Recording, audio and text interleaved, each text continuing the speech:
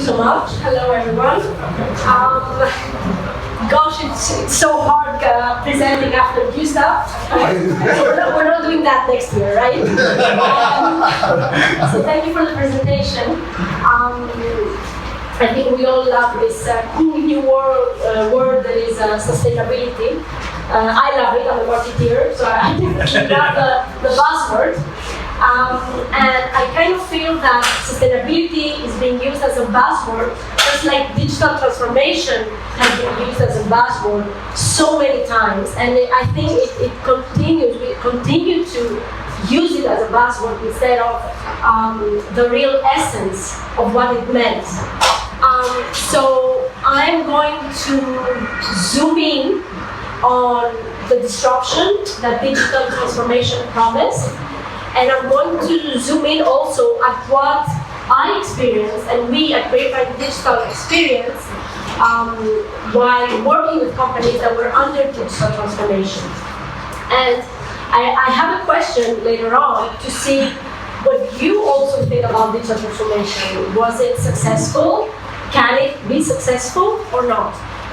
So I'm Manuela Franco. I'm co-founder with Vicky Bulu and George Dragopoulos of Grapevine.Digital. So let's go ahead. So during the last decade, we heard a lot about digital transformation, right? So I'm sure everyone knows a company or two going or have been under digital transformation efforts, right? Who hasn't heard of a company that hasn't been under digital transformation? Nobody. Nobody? No. Good. So the actual promise was that it will give disruption, and that was supposed to be a good thing, right? So we disrupt the way we work because it's no longer actual, and we head on to a different decade, a different world where we will be more adapted to what the customer needs. That was the promise, right? So that's why.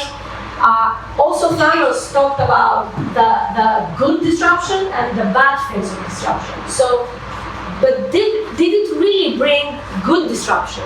If you look at if you Google digital transformation, you will probably see some kind of terminology that agrees with this. So it's actually the adoption of digital technology to drive fundamental change. So I'm using technology to do something different and better. That was the promise.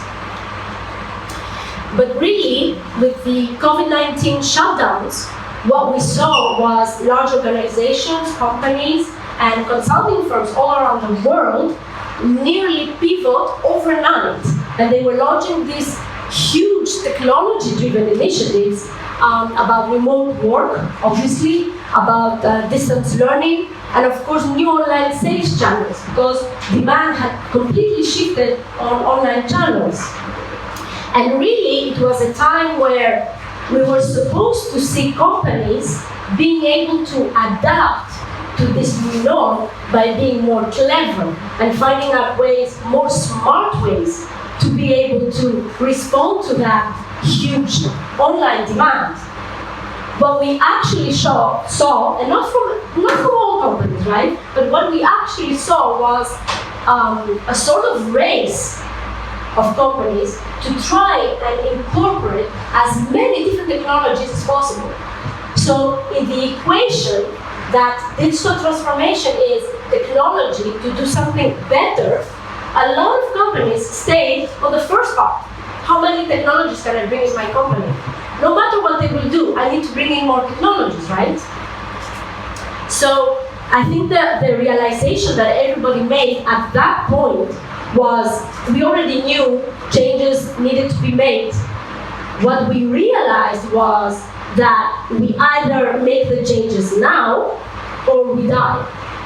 And we do live in an unpredictable world where the company now has constantly and rapidly changing problems to face. And if the company doesn't face them, then it's dead. One of the bad practices that we witnessed, and I'm sure a lot of you witnessed, was that a lot of decisions were made, right, about which technology to use. And those decisions were made by individual business units instead of a holistic approach of what technology the company needs to bring it to its vision. We saw business leaders obsessively adding new technology capabilities and completely forgetting the legacy systems and the legacy operations that were already in place. And those, of course, do not always match with the new technologies. We also saw consumer experience being stitched up by APIs.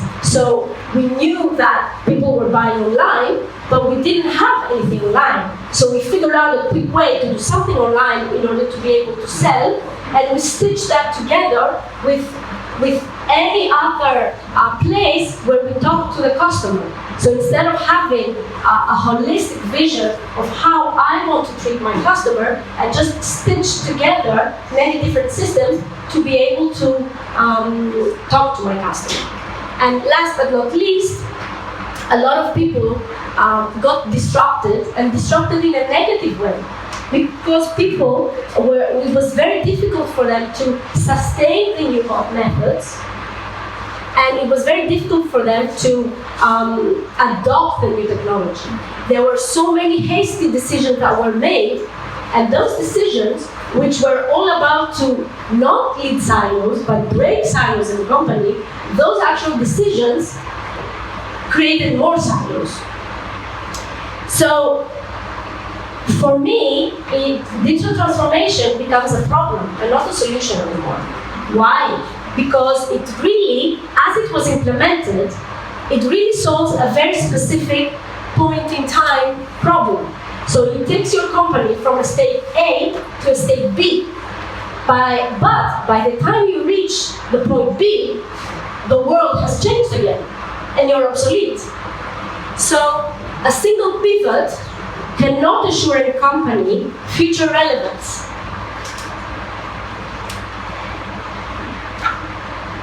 I'm going to let the slides sink in.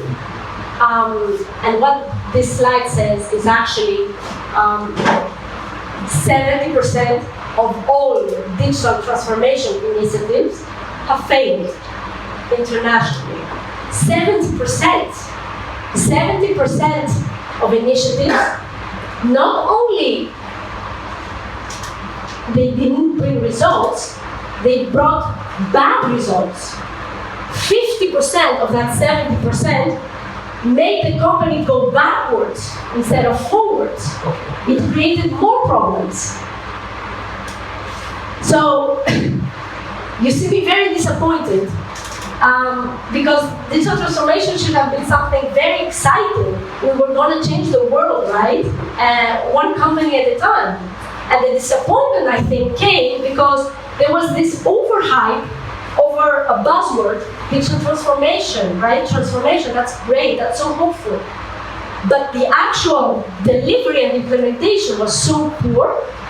Everybody rushed to just put technology and be digital. It's not about being digital. Digital transformation should actually transform the way we do things. If you can do that with a Post-it, then continue using that Post-it. You don't need digital. So the end goal was transformation, not just put technologies into your systems. So fast forward 2022, I want to ask you, so when I first presented this presentation to Thanos, I'm going to say, my statement was, digital transformation is dead. Thank you very much. We can go outside now. And then I said, I'm not going to have a conference. He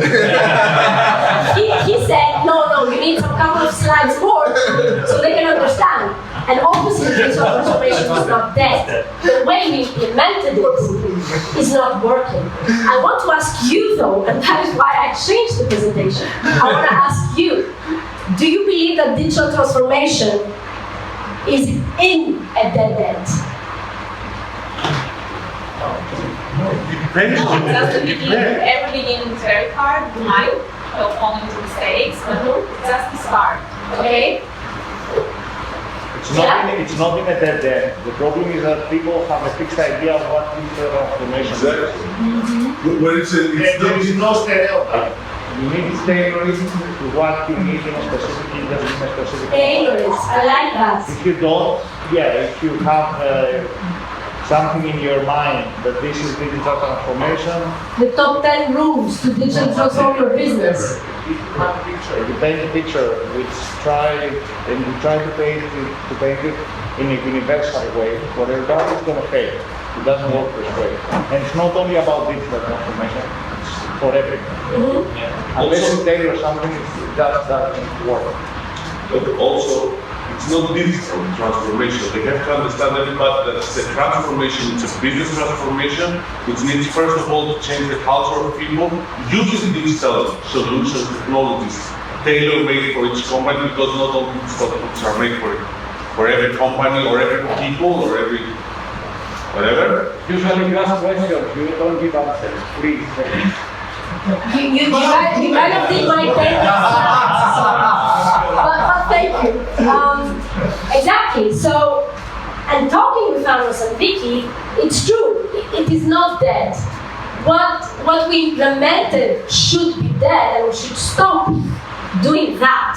So, what should we stop? What should we start doing? And we believe in Grapevine.Digital, and we've thought and we discussed a lot about it before actually launching our company, that we believe that there's really a need for a completely new state of mind for the companies. So let's not call it digital transformation. Let's call it something else. A company should be able to transform the multitude of changes happening around it, changes in technology, in customer expectations, and transform those changes into opportunities. How? With well-coordinated strategic actions. Well-coordinated strategic actions. And that is not a single pivot, and it's not several pivots. It's daily, continuous, micro pivots that will lead you and your company to succeed what you want to succeed. And what you want to succeed is to always be adapted to the market. You don't want to be a company that is always responding to the market. You want to be able to be ahead of the market, relevant to the market.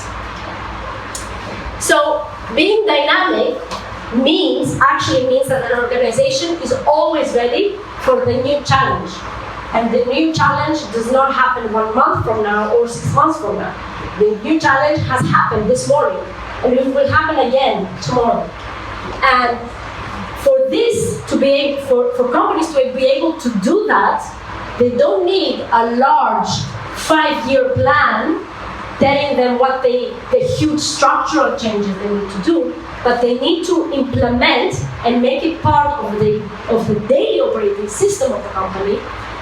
Daily, repeated, constant experimentation and continuous improvements. And that should be part of the operating model of the company.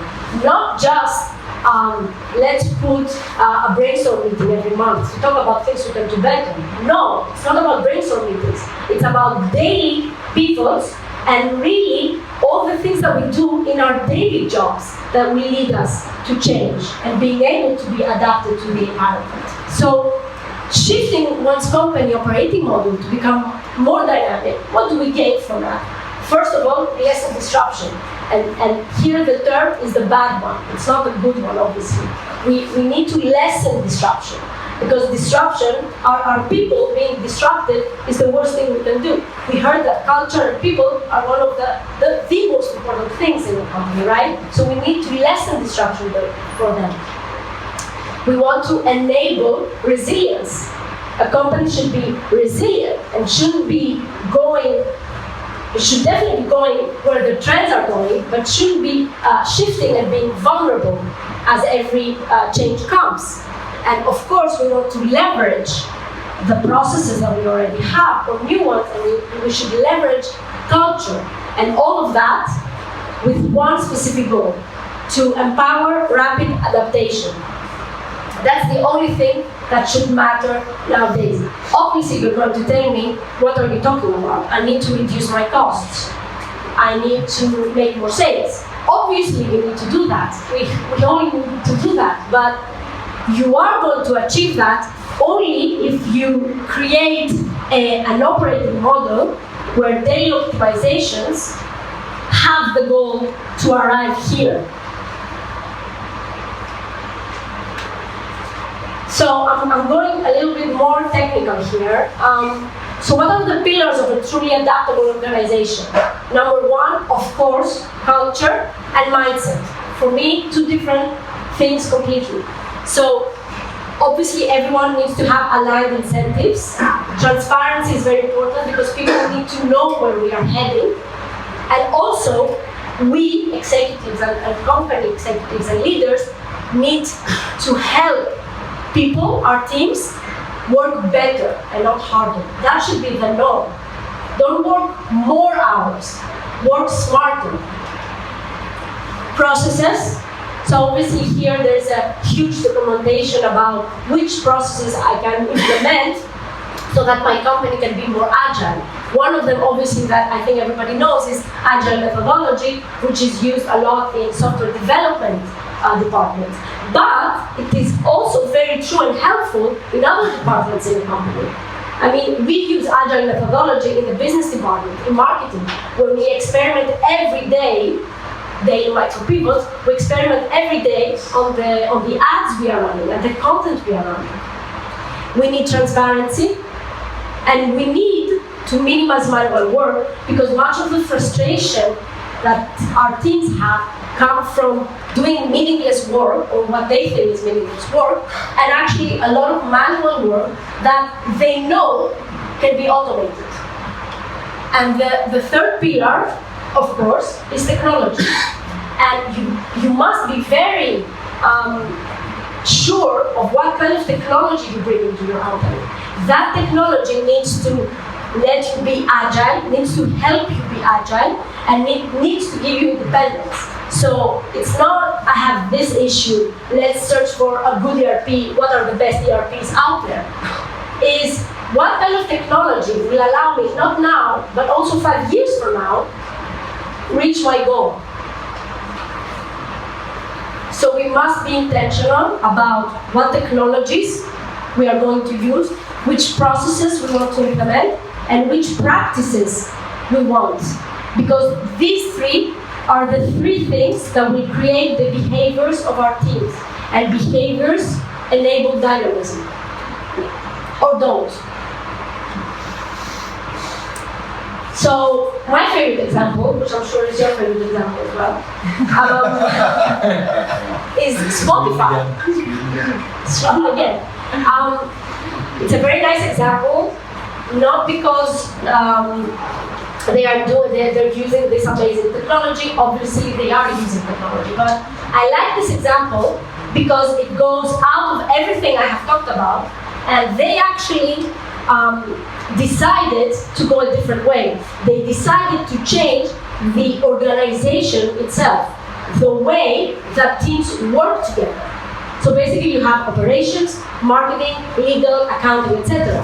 They said, no, that doesn't work for us. That doesn't work for what we want to succeed. What do you want to succeed? I want to be able to deliver features on repeat and very quickly. How can I do that? I need to put a product person, a software development person, a marketing operations person into one team. And that team will solely focus on giving me that feature. So I'm not going to go into specifics because it is quite technical, but I want the key takeaway from here is that you can transform anything and everything in a company, and you should. So, some principles, I want to focus on the technology that you should be using, and these are just some principles that we in Grapevine.Digital really are focusing on because we think they are very important for companies from now on. Number one, do not lose time in buying a technology and doing heavy customizations on it. Because really, you don't know if tomorrow you're going to be using that technology. So instead of doing customizations in the product, create that functionality that you need outside of the product. So if you need to change, you only do the migration of the said technology and not everything. Number 2, hard-coded processes. We don't have software engineer. Oh yes, we do. So close your eyes and ears. Hard-coded processes. Why hard-coded processes will cost you down the line? First of all, they depend on a very expensive resource, which are software developers. Very expensive resource indeed. But mostly, and scarce. But mostly because hard-coded processes do not allow you rapidly to change when you want to do an update. So if you want to update a process, change something, because customer expectations are different today, you need to go through a flow of talking to your product owner, then going to the development, and then the development being done, etc., etc. 2 weeks have passed, and I'm already obsolete because I needed that change yesterday. So hard-coded processes do not let me be agile enough. Principle number 3, there are many repeatable vendors out there. Obviously, when you're looking for CRMs or ERPs, of course, we all know who the best ones are, right? But those technologies, even though they have worked a lot in updating and modernizing them, those technologies were still made at an era where it wasn't agile or agility wasn't needed. So what I would say is experiment with the technology that has been made now, because those technologies have been made with keeping in mind the agility that the modern world needs. Principle number 4. If you cannot measure it, You cannot make it. You cannot make it, you cannot manage it, you cannot do anything. So you absolutely need real-time data. And you need data also to give you an idea of how the technology that you have implemented is working or not. So real-time data about your operations, but about your technology as well. Principle number 5, and I'm concluding here, and I think if you don't do anything else, just do that. All technology should be interconnected. So we talked about silos, and we've seen, and I'm sure you've experienced and continuing to experience legacy systems where they were not built to have APIs and they were not built to talk to the external world. And that is going to pose the biggest problem for you in reinventing your operating model. You must be sure that the technology you invest on speaks to each other. And these approaches really inspired us to create our product. And that is why we chose 2 specific pillars on which we believe are crucial and we have implemented in our platform. So number 1, we definitely do not want to disrupt existing systems. So we integrate with everything and anything that already exists in the company or anything that the company will want to integrate in the future.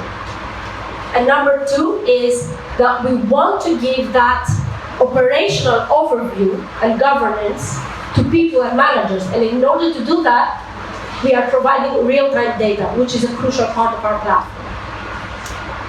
So I'm talking now about our platform, but you don't know what our platform does. The main question that our platform wanted to answer is, how do you operationalize continuous improvement? So yes, we need to do continuous improvement, right? Very easy. We're doing daily micro pivots and experiments, super easy. How, in theory, it seems great. How do you actually operationalize that?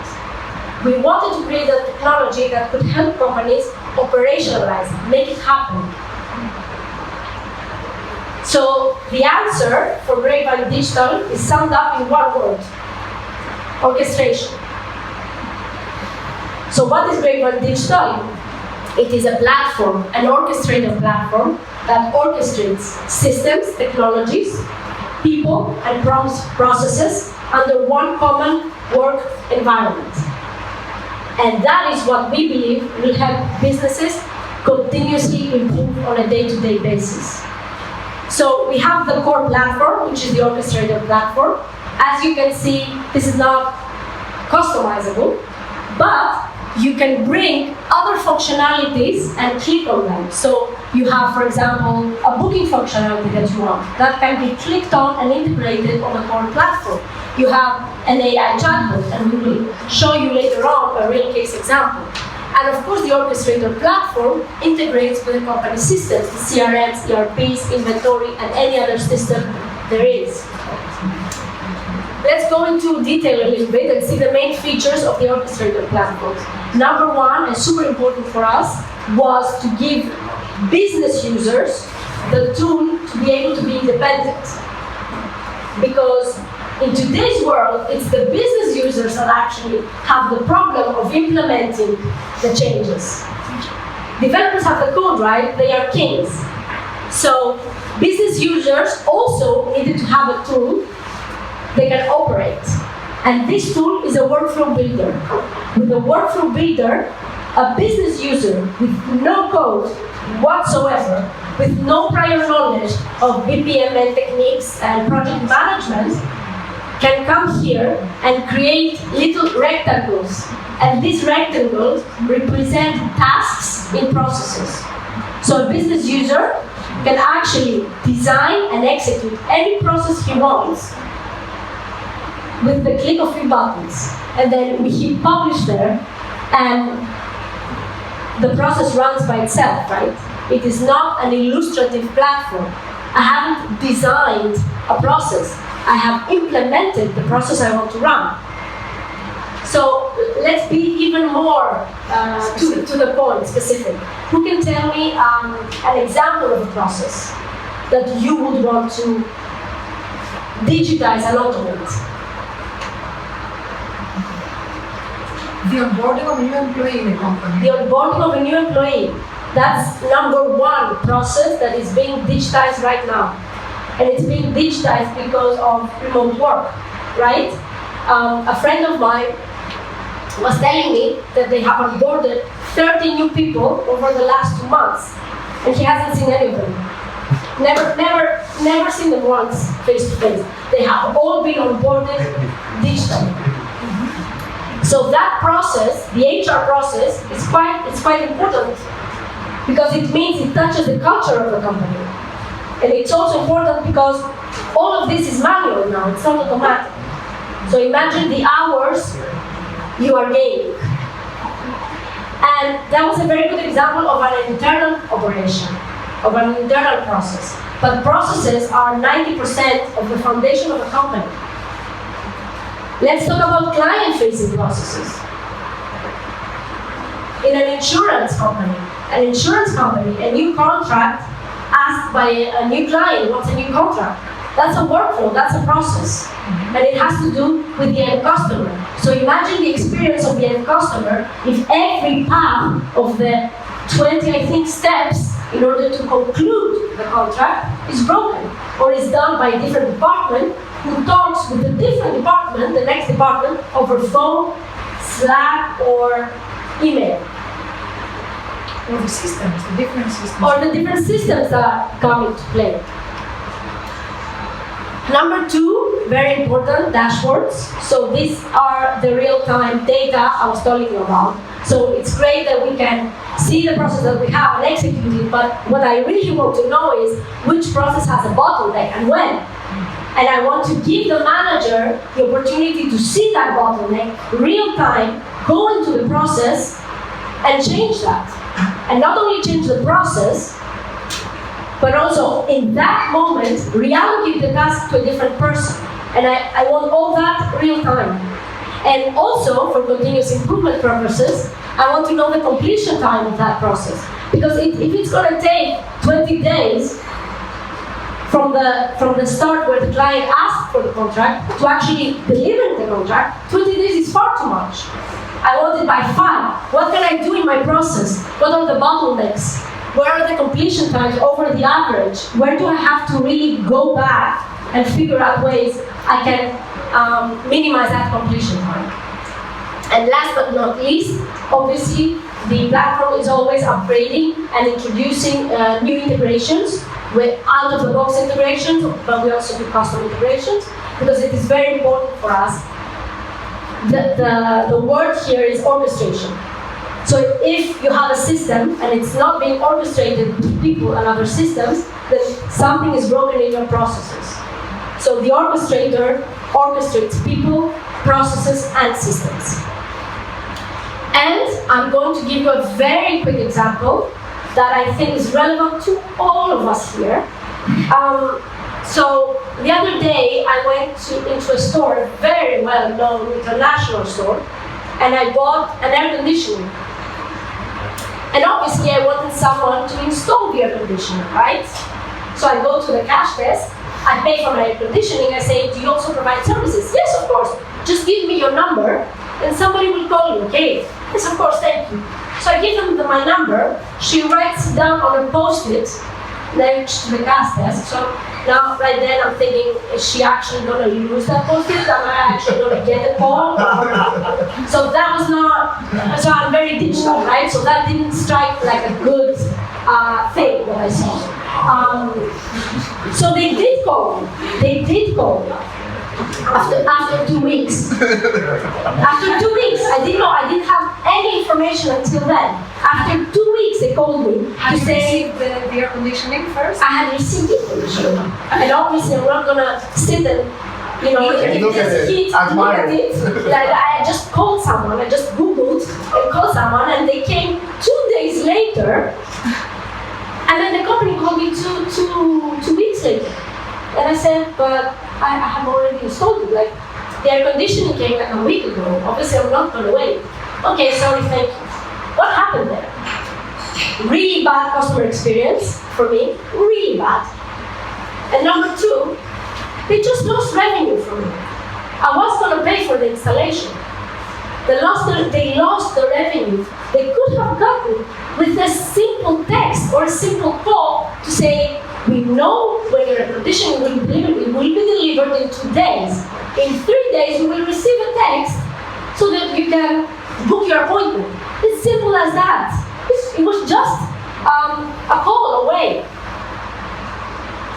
So let's see how this example can be done by orchestrating systems and people, and not only people within the company, but people outside of the company. The supplier who will come and who will do the installation is outside of the company.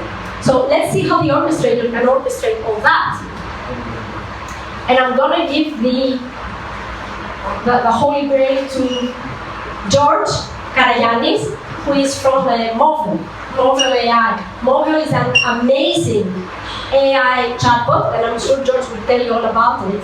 Just to let you know that we are Grapevine.Digital partners, obviously, with the best technologies out there, just because we want to enhance the features that we are proposing to our customers. Thank you, Emma. Hello, everybody. My name is George. I am from Môveo. So, as Emma talked about, there's many pain points for a business. And so what's next after you buy a product or you interact with the business?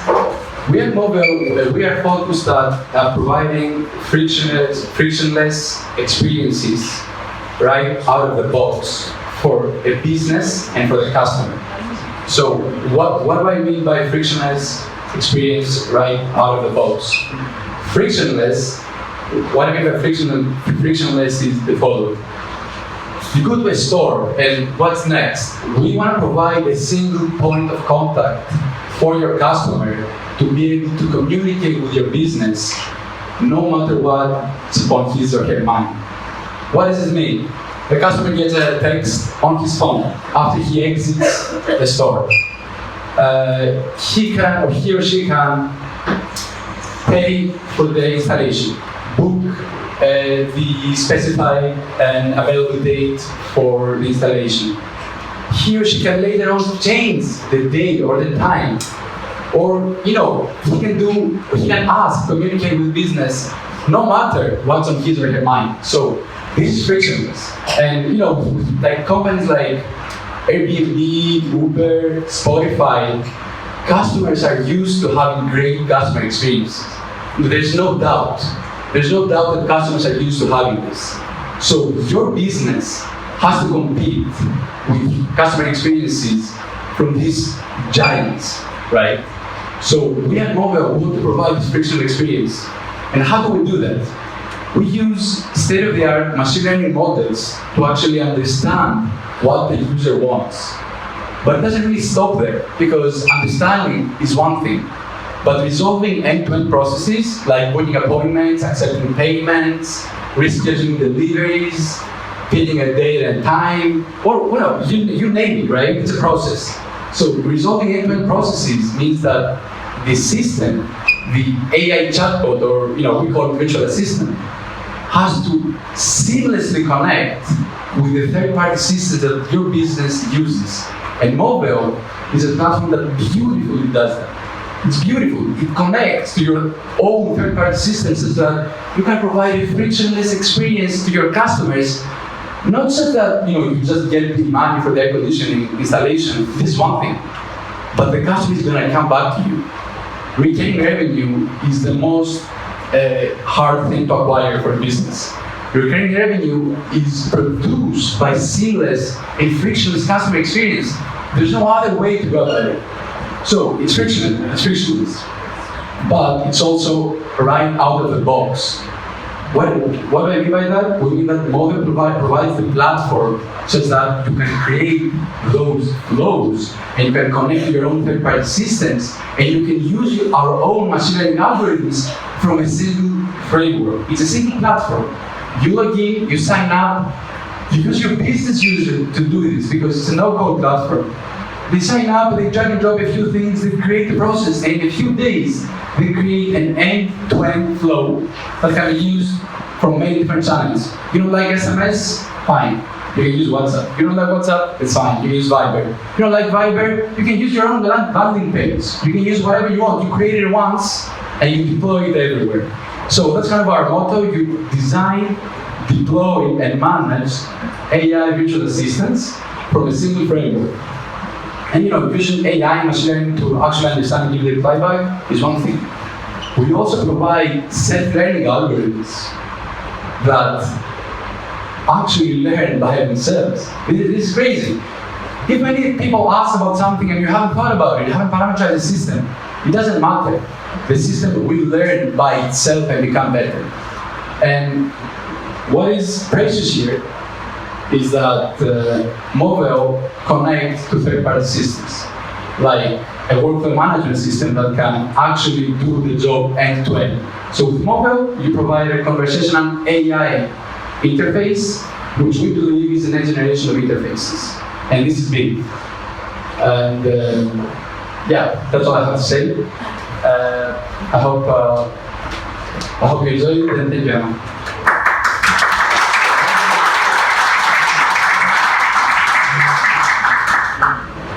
Thank you, George.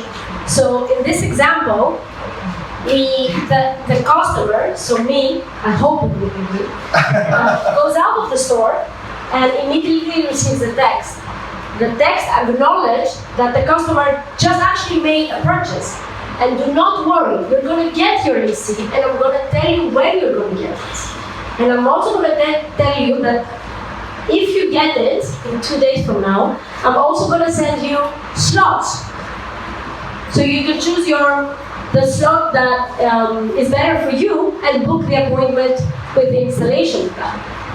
So one of the most important things about customer satisfaction is information. Just tell them what is going to happen. But it's not the only important thing. One of the most important things about customers, and I'm going back to digital transformation, and where we believe some companies completely lost the point of digital transformation. The point was customer. The point was being a customer-centric enterprise, so that you can feed the customer what he wants, and you can listen to the customer, and through daily micro-pivots adapt to what the customer needs. And here with us today, we have Michaelis Kotsionis, founder and CEO of eSatisfaction, where they do exactly that. They have a customer-centric approach, and their technology is based on a customer-centric approach.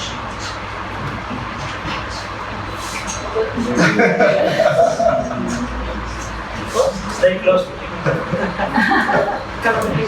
Nice. This is for you. Hello, everybody.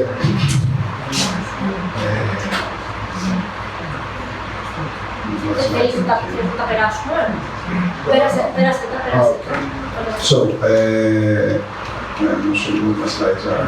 Okay. Nice. So, hello, I'm Evangelos. I'm Evangelos. I'm not that much, okay. I like to introduce myself as a technology guy gone human, but during the past days I think I'm just disrupting myself by imitating a singer from Salonika. Wait, I'm against under with satisfaction. I've been working in space, in the digital space, as an entrepreneur, for something like around 14 years now, passing from information security to digital marketing to customer experience and to additional things all related to digital. So, in the context of disrupting, I'm not sure if it's disruption, but it is change, I must admit. I'm really committed, I'm a tech guy committed in everything that involves the human element. So this is what I have prepared for you today. So let's go back to the moment that we have been discussing with Môveo and then with Grapevine. We're in the space, in the moment when Emma gets it. I can say bad words the crap experience, really, crap experience. That's a moment in the journey that Emma has as a customer with this specific retailer. So the Môveo kicks in there and makes things easier. It's a great thing. But this is not where the story is ending. It's not that everything's happening and the air conditioning unit has been installed, that everything looks fine or the book has been made. The story continues, and a transaction is, if a transaction ever ends, it should be ending with a final argue copy without service. It's not that usual in Greece, it was not that usual at all 5 years ago, but it's common in a lot of places in the world. So, work things out. What would you do? You have been exposed to feedback things. I both as consumers and as managers, and as you have received feedback reports, right? Who has received those feedback reports? Few, some of them. Okay. Do these reports include charts? Numbers? Yes, a lot. Super exciting, super sexy. Nice. Did they include actions? No. These are crappy reports.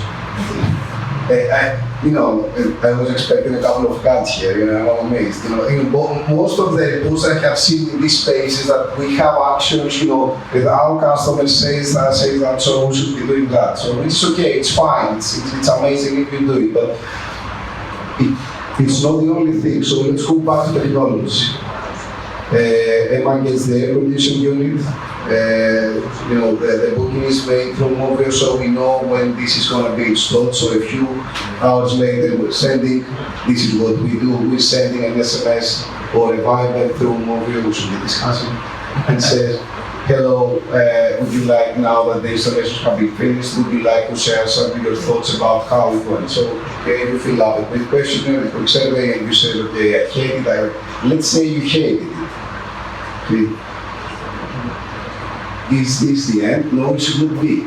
So, in this case, when somebody leaves something, we get the installation of the unit, she says that I hate you, and instead of saying thank you for your feedback, which is usually happening, especially with a smiley face that I hate.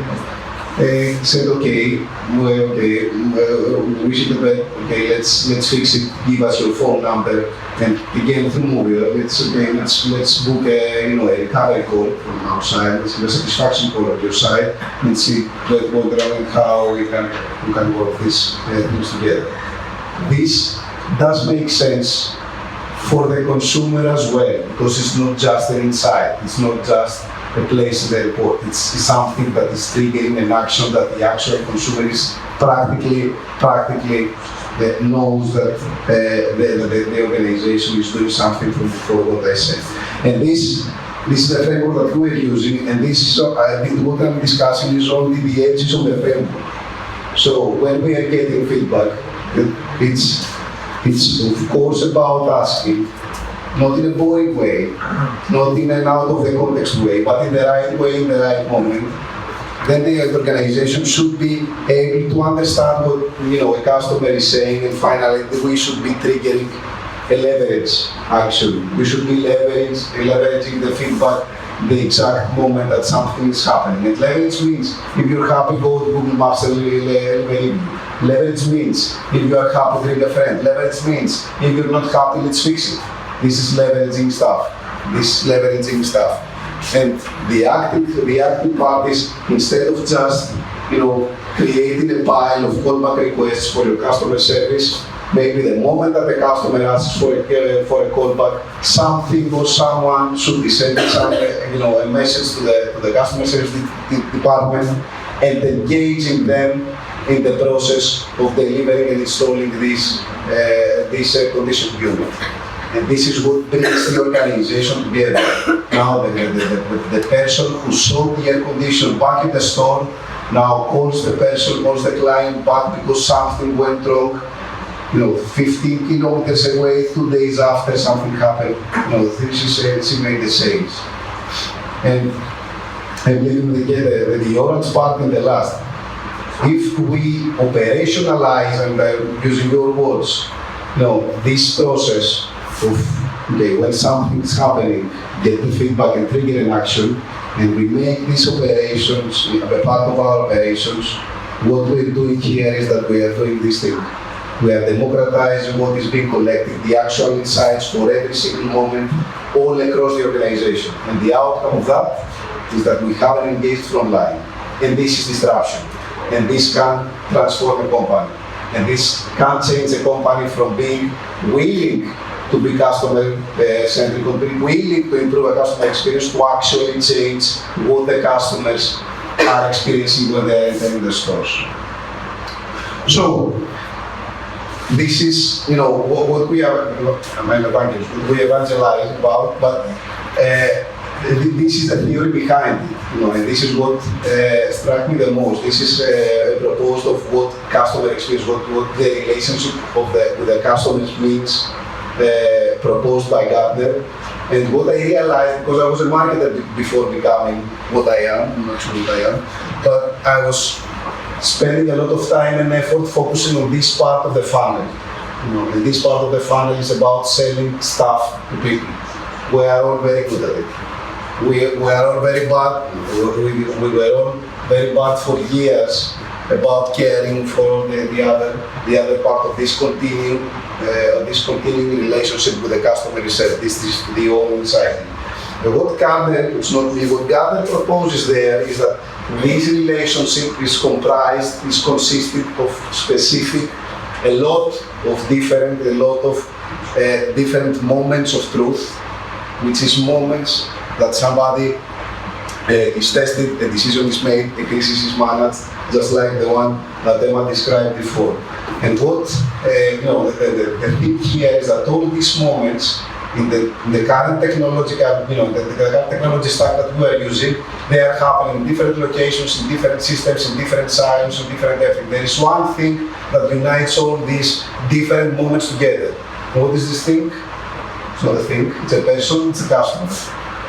So the only way, again, back to break the silos that we have created as technologies, and I was one of the first one to blame, is to focus on the customer, and everything is going to be united. But this is not going to be happening by studying stuff. It's going to be happening by doing stuff and trying to change every single experience that the customer, every single moment that the customer is living with us. So we have seen this working in these two cases to make this more tangible, for you. We have worked with this framework, this, ask, then understand, let's get insights, distribute things, and then make an action in these two cases. In the bottom case with Mbriyo.AI, which is technology retailer here in this, we have used the scenario, okay, you're happy to go to Google Place and leave a review. You have achieved something like 1,000 reviews, something like 3 months. It was 10 times more than what they had when we began. And at the same time, we improved their scoring. And the other thing is that we were working with public and media lab, and we were capturing the moments that something were going wrong. And instead of collecting all these different customer recovery opportunities, because they're not complaints, they are opportunities to recover the customer and make him yours. Instead of bringing these 12,000 cases and managing this as 12,000 cases brought on in the call center, said, okay, let's distribute this across 75 stores. And the heavy load that the store had was 2 contacts per day.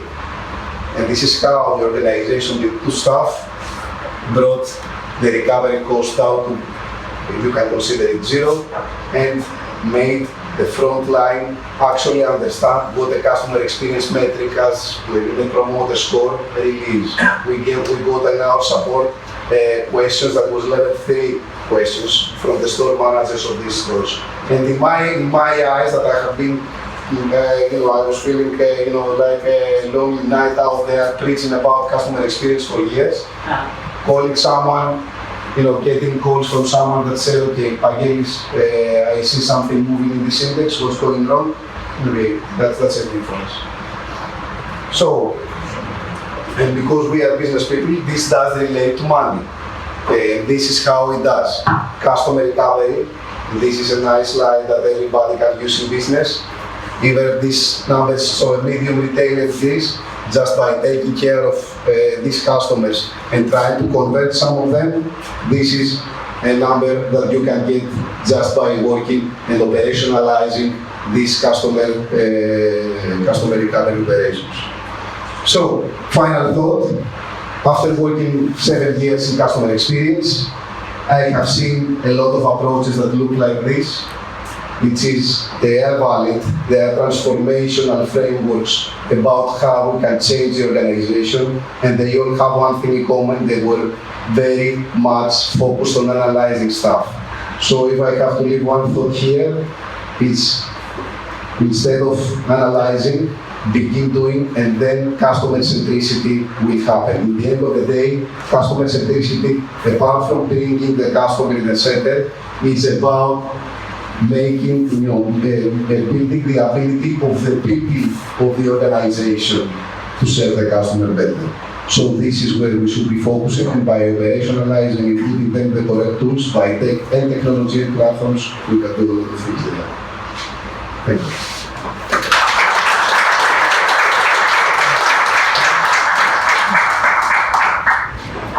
Those were 2 examples where we really zoomed in on very specific issues and very specific solutions.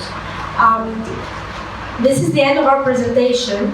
What I would want to leave you with, and this is really the conclusion, is that it is, no matter how you do it, if you use technology or you have another idea of how you want to do it, the essence and key takeaway from today's presentation for us for Grapevine.Digital is you need to orchestrate. You need to change your operating model and orchestrate everyone and anything under it. If you do not orchestrate on a high level and a very low level as well, if you don't zoom in, then there's always going to be someone who hasn't understood it, was not sure for him what the vision was. There's always going to be a team doing a process completely wrong of what you thought they were doing. There's always going to be someone in the production, for example, still taking notes on a post-it about really important things that matter to the company. So if you do not orchestrate and you do not digitize and automate, we believe that you will continue this bad loop of disruption instead of creating a new loop of real transformation. So thank you very much.